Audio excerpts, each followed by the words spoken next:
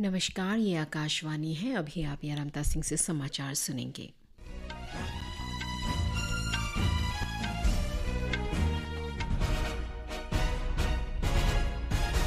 पहले मुख्य समाचार। बालिका शिक्षा, परिवार, समाज और राष्ट्र के विकास में एक अमूल्य योगदान। राष्ट्रपति द्रौपदी मुर्मू। प्रधानमंत्री नरेंद्र मोदी ने शिक्षक दिवस के अवसर पर शुभकामनाएं दी है। शिक्षकों के कठिन परिश्रम और समर्पण से राष्ट्रीय विकास को बढ़ावा मिला है। शिक्षा मंत्री धर्मेंद्र प्रधान। राष्ट्रपति द्रौपदी मुर्मू और प्रधानमंत्री नरेंद्र मोदी ने देशवासियों को ओणम और ईद उल मिलाद की दी बधाई। 27वां सरस आजीविका मेला आज से नई दिल्ली के मेजर ध्यानचंद स्टेडियम में शुरू। मेघालय के मुख्यमंत्री कोनराड संगमा ने बांग्लादेश सीमा से हो रहे अवैध प्रवास और घुसपैठ को रोकने के लिए राज्य में इनर लाइन परमिट तेजी से लागू करने का अनुरोध किया है। गुजरात में मूसलाधार वर्षा का रेड अलर्ट जारी। राजस्थान, गोवा, मध्य महाराष्ट्र और मध्य प्रदेश में अत्यधिक तेज वर्षा का अनुमान। अब समाचार विस्तार से। राष्ट्रपति द्रौपदी मुर्मू ने कहा है कि विकास में महिलाओं को अग्रणी भूमिका देने का सबसे प्रभावी उपाय यह है कि बेटियों को सर्वोत्तम शिक्षा दी जाए।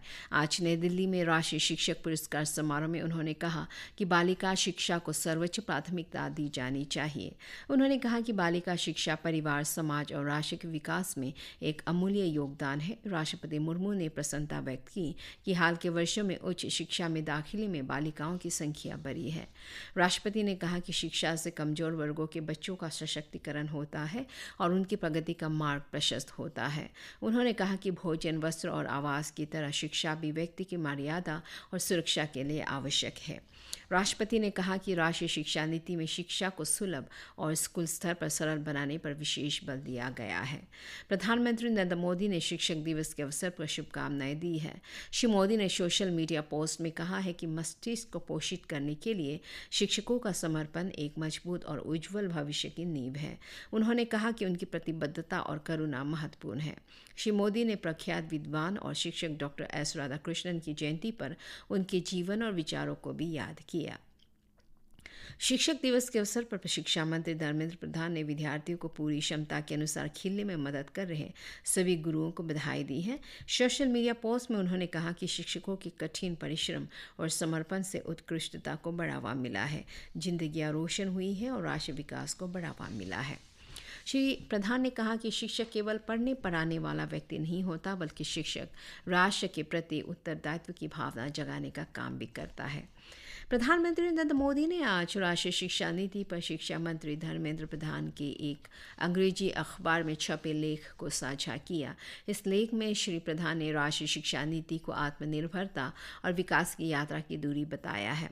श्री प्रधान ने कहा कि आज शिक्षक प्रधानमंत्री ई विद्या, दीक्षा और स्वयं का उपयोग कर डिजिटल कक्षाओं, यांत्रिक मेधा, बदलते पाठ्यक्रम और विविध शिक्षा आवश्यकताओं को तेजी से अपना रहे हैं। पैगंबर हजरत मोहम्मद का जन्मदिन ईद मिलाद उन नबी आज धार्मिक उत्साह के साथ मनाया जा रहा है। पैगंबर मोहम्मद की 1500वीं जयंती होने के कारण आज का दिन बहुत खास बन गया है। पैगंबर मोहम्मद का जन्म सऊदी अरब के मक्का शहर में हुआ था। आज इस अवसर पर मिलाद महफिलें तथा सीरत सम्मेलन आयोजित किए जा रहे हैं और मिलाद जुलूस भी निकाले जा रहे हैं। इसमें पैगंबर मोहम्मद के जीवन और शिक्षा को दर्शाया जा रहा है। दुनिया भर में रह रहे केरल मूल के लोग आज तिरुओणम मना रहे हैं।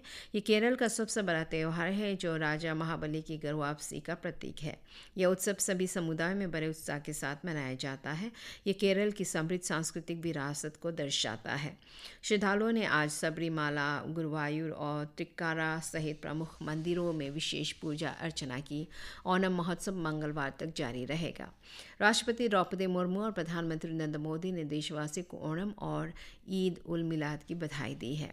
राष्ट्रपति ने कहा कि ओणम केरल की समृद्ध सांस्कृतिक धरोहर और परंपरा का अनूठा उदाहरण है और यह पर्व सांस्कृतिक और धार्मिक विश्वासों के अतिरिक्त एकता, सहयोग और भाईचारे के महत्व को बताता है।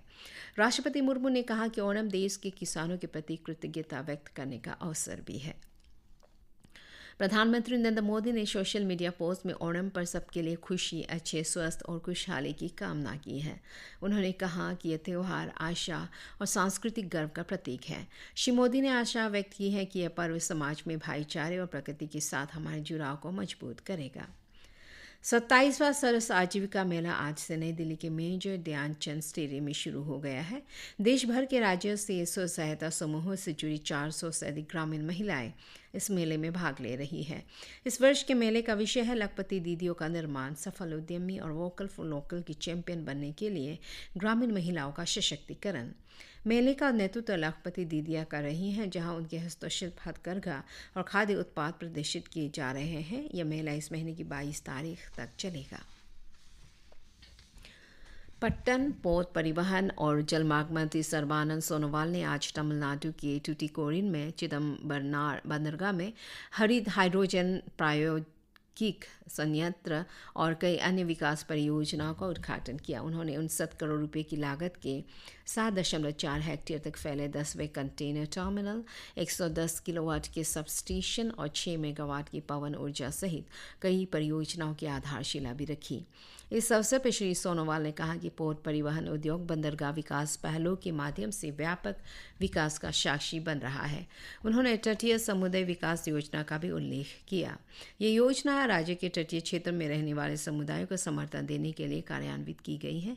यह आयोजन स्वतंत्रता सेनानी वीओ चिदम्बरनार की जयंती पर किया गया। चिदम्बरनार को कपल ओठिया तमिजहन भी कहा जाता है। 16वीं भारत सिंगापुर रक्षा कार्यदल की बैठक कल सिंगापुर में हुई। बैठक में दोनों पक्षों ने रक्षा सहयोग पर संतुष्टि व्यक्त की और सहयोग के मौजूदा क्षेत्रों, खासकर प्रशिक्षण, उद्योग और प्रौद्योगिकी, समुद्री सुरक्षा और बहुराष्ट्रीय सहयोग के दायरे को बढ़ाने पर चर्चा की। इसने बैठक की सह अध्यक्षता रक्षा मंत्रालय में अंतर्राष्ट्रीय सहयोग के संयुक्त सचिव अमिताभ प्रसाद और सिंगापुर रक्षा मंत्रालय के नीति कार्यालय के निदेशक कर्नल डेक्सन याप ने की। भारत ने यूक्रेन संघर्ष के समाधान के लिए हाल के प्रयासों का स्वागत किया है और कहा है कि इस समस्या का समाधान बातचीत और कूटनीति से ही निकल सकता है। हालांकि भारत ने ईंधन की कीमतों में बढ़ोतरी सहित युद्ध के अन्य परिणामों पर चिंता व्यक्त करते हुए कहा कि पिछड़े देशों को अपने हाल पर छोड़ दिया गया है। संयुक्त राष्ट्र में भारत के स्थायी प्रतिनिधि पी हरीश ने संयुक्त राष्ट्र महासभा में यूक्रेन संघर्ष पर चर्चा के दौरान युद्ध समाप्ति के लिए हर प्रयास के प्रति समर्पण व्यक्त किया। उन्होंने 15 अगस्त को अमेरिका में राष्ट्रपति डोनाल्ड ट्रंप और रूस के राष्ट्रपति व्लादिमीर पुतिन की मुलाकात में हुई प्रगति की सराहना की और कहा कि भारत शांतिपूर्ण समाधान के प्रायोजन से कूटनैतिक प्रयास के लिए तैयार है। श्री हरीश ने यूक्रेन के राष्ट्रपति जेलेंस्की, रूस के राष्ट्रपति पुतिन और यूरोपीय नेताओं के साथ प्रधानमंत्री नरेंद्र मोदी की हाल की चर्चा का भी उल्लेख किया। उन्होंने कहा कि सभी पक्षों की ईमानदार प्रयास से ही टिकाऊ शांति आ सकती है। मेघालय के मुख्यमंत्री कोनराड संगमा ने बांग्लादेश सीमा से हो रहे अवैध प्रवास और घुसपैठ को रोकने के लिए राज्य में इनर लाइन परमिट तेजी से लागू करने का अनुरोध किया है।